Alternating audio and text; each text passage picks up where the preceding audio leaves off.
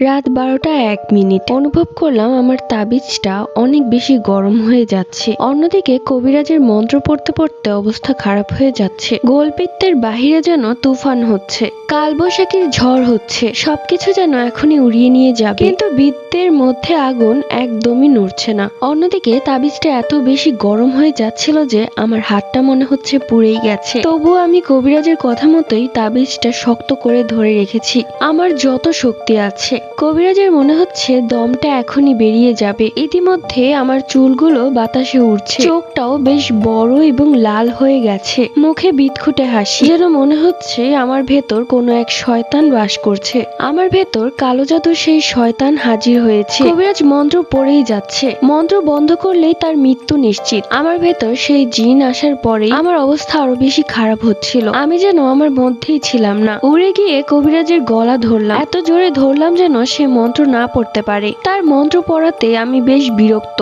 কিন্তু তবুও কবিরাজ কষ্ট নিয়েও মন্ত্র পড়ে যাচ্ছিল। অবশেষে শেষ মন্ত্রটুকু পড়ার সময় কবিরাজের দম আটকে গেল, সে যেন নিঃশ্বাস নিতে পারছে না। আমি অনেক জোরে শক্ত করে তার গলা ধরে রেখেছি যেন সে পড়তেই না পারে। হঠাৎ আমি অনুভব করলাম আমি আর সেই কবিরাজ যেন হাওয়ায় উড়ছি, আমাদের পা মাটিতে স্পর্শ করছে না।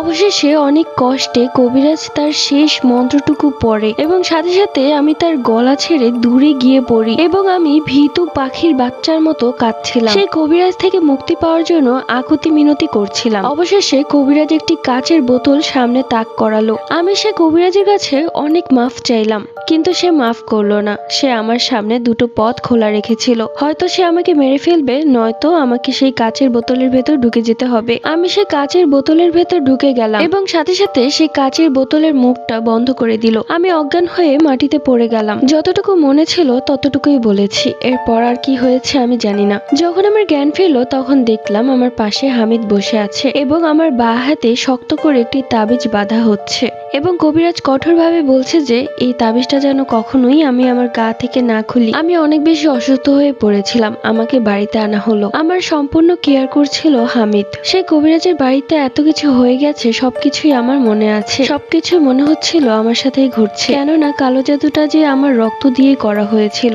এরপর বেশ কিছুদিন আমি অসুস্থ ছিলাম। ধীরে ধীরে হামিদের ভালোবাসায় সুস্থ হয়ে উঠি। আপনারা হয়তো ভাবছেন যে রাকিবের কি অবস্থা, সে কালো জাদু করে ছাড় পেয়ে গেছে। মোটেও না, কালো জাদু কখনোই কারো ভালো কিছু বয়ে আনে না। যেহেতু তাদের শক্তিশালী জিনকে আমরা বন্দি করে ফেলেছি, তাই সে অন্য একটি জিনের দ্বারা আমার উপর আবারও কালো জাদু করেছিল। কিন্তু যেহেতু আমার শরীরে শরীর বন্ধ করা তাবিজ আছে, তাই সেই কালো জাদু তার উপরে গিয়ে লেগেছে। বর্তমানে রাকিব বদ্ধ উন্মাদ হয়ে গিয়েছে। সবাই আমার জন্য দোয়া করবে।